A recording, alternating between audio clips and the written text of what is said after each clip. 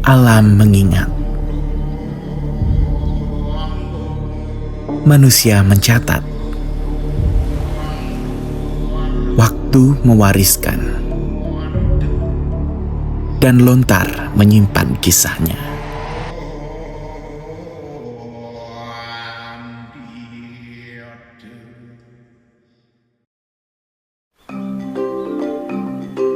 Bali adalah pulau yang hidup dalam harmoni antara manusia, budaya, dan alamnya. Namun di balik keindahannya, Bali juga berada di wilayah yang rentan terhadap berbagai ancaman bencana alam. Gempa bumi, aktivitas vulkanik, hingga perubahan lingkungan telah menjadi bagian dari perjalanan panjang masyarakatnya. Hari ini, berbagai teknologi modern telah membantu manusia memahami dan memprediksi risiko tersebut. Namun jauh sebelum hadirnya teknologi, masyarakat Bali telah memiliki cara tersendiri untuk membaca alam. Sebuah pengetahuan yang diwariskan dari generasi ke generasi melalui lembaran-lembaran lontar. Salah satunya adalah lontar Palelindon. Sebagian besar hasil riset leluhur masa lampau.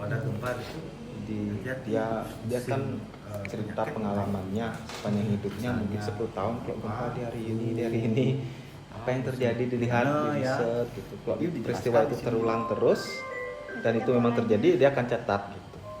Jadi ketika misalnya prediksi hipotesisnya dia ternyata meleset, dia nggak ditulis di sini gitu. Jadi apa yang terus dilontar itu adalah riset yang sudah berhasil. Hipotesisnya terbukti, terus terjadi pengulangan secara misalkan biasa gitu orang bicara sejarah terulang gitu. Ini juga kok terus terulang ya. Kok terus terulang. Nah, itulah dicatat supaya memori kolektif bersama leluhur masa lalu itu tidak mudah hilang. Jadi dia tulis di dalam tulisan lontar ini. Sehingga pengetahuan tradisional tetap terjaga sampai sekarang. Bagi masyarakat Bali pada masa lalu, alam bukan sekedar tempat tinggal. Alam merupakan sumber pengetahuan yang terus diamati dan dipelajari. Pengalaman menghadapi berbagai fenomena alam kemudian dicatat dan diwariskan melalui lontar. Lontar Palelindon menjadi salah satu bentuk dokumentasi pengetahuan tersebut. Di dalamnya terdapat catatan yang berkaitan dengan gempa bumi dan berbagai pertanda alam yang dipercaya memiliki hubungan dengan kondisi lingkungan. Meskipun tidak dapat disamakan dengan metode ilmiah modern, lontar ini menunjukkan bagaimana masyarakat masa lalu berupaya memahami risiko yang mereka hadapi.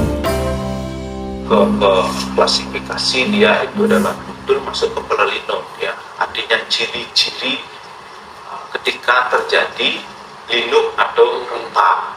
Kalau dia misalnya gempanya itu terjadi pada saat sasi apa misalnya, dalam itu kan ada 10 sasi kasel misalnya, sasi pertama itu mungkin kalau gempa begini ini apa cirinya.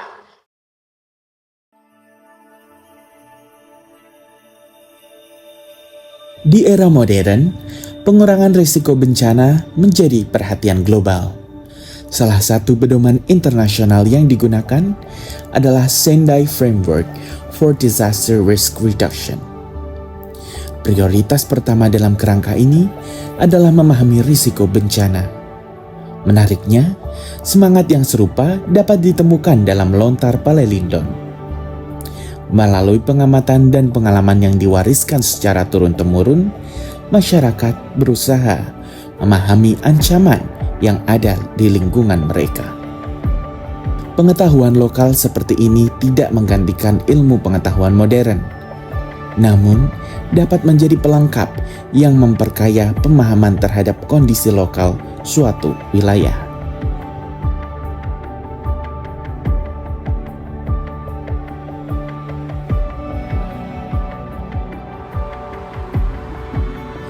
Perjalanan kami tidak hanya memperlihatkan isi sebuah lontar. Perjalanan ini memperlihatkan bagaimana pengetahuan dapat bertahan melintasi waktu. Namun warisan tersebut juga menghadapi berbagai tantangan.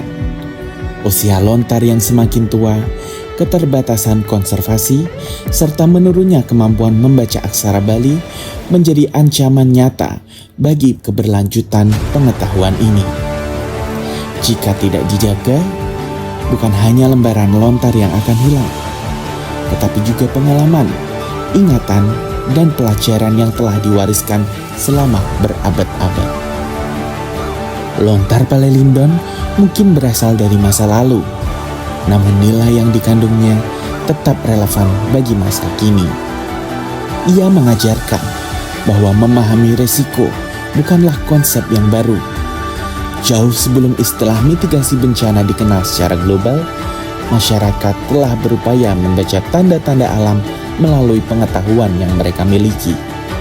Di tengah kemajuan teknologi dan ilmu pengetahuan modern, kearifan lokal tetap memiliki tempat untuk didengar. Karena terkadang, untuk mempersiapkan masa depan, kita perlu kembali mendengarkan suara-suara yang datang dari masa lalu.